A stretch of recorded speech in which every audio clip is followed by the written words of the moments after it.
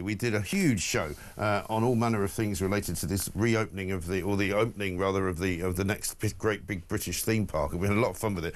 Keir Starmer seems to think it's the greatest thing since sliced bread, because it's the only thing that he's actually managed to produce out of anywhere that looks like good news. But of course, it was nothing to do with Starmer. Exactly. It was actually Tories who actually found the space to build this place. Let's have a look at what Starmer had to say yesterday.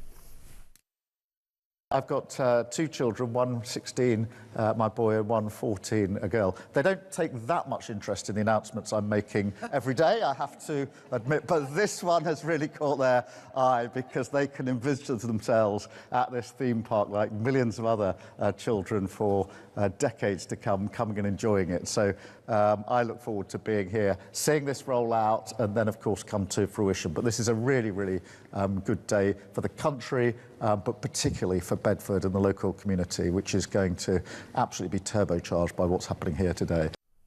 Well, first of all, it's not going to be ready until at least 2031, so he won't be in office by then, so I wouldn't worry about that. Presumably his kids will have a special fast track to get to the rides before everybody else, along with Rachel Reeves. She's excited about it as well. Now, I know that I'm not going to make any apologies for focusing on the numbers. I'm the Chancellor of the Exchequer, but even I will take a moment to also acknowledge that the thrill and the excitement of this theme park for all of the millions of families that will experience it is also a wonderful thing to bring to our country. Do you think there's anything wrong with her? Why is she so excited? Was she 10? Well, you know, it's a theme park. Oh, I'm the Chancellor.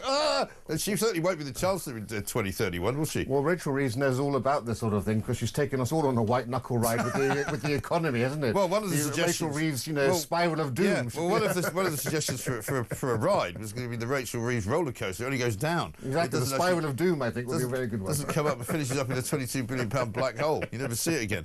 But I mean, aside from that, when you look to other things that are happening around there's something wrong with I think politicians who look that happy in the midst of what is a global economic slump, you might say, which might not be anything to do with them, but a lot of the British economy and the reasons why it's in a slump are to do with their policies. The fact that we've got an immigration crisis, a housing crisis, a refuse crisis in Birmingham, which none of them seem to be doing anything about, they look incredibly happy, don't they?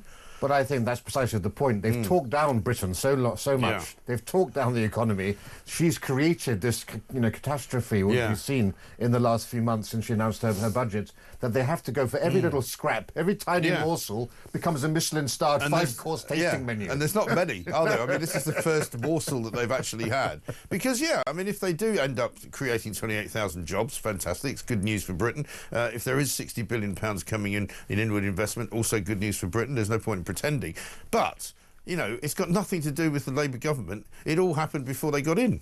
Yeah, precisely, and potentially good news for our steel industry as well. But yeah, you're quite right. But it also goes to show how few and far between these things are. You know, that they're latching onto this and making it into such a big thing. There was a time when you would get these things, fairly more frequently. Yeah. It's the rarity of it now. Yeah, you'd give it to, the Secretary of Trade and Industry or something to go and unveil it, or, maybe even Culture, Media and Sport. But Lisa Nandy apparently is on the outs, isn't she? So they don't like her very much. And normally they'd give it to her to unveil. But instead they put out the Prime Minister and the Chancellor of the Exchequer to announce that we're opening a theme park. I mean, talk about fiddling while Rome burns. Meanwhile, there's rats going around in Birmingham, bigger than cats. Well, it also just highlights, the lack of substance and the joke nature of our government and politics right nowadays. That is basically going down, basically to the lowest common denominator. I mean, what happened to the coalition of the willing? That seems to be put on the back burner so we can all have a nice big long ride on the Big Dipper. Exactly.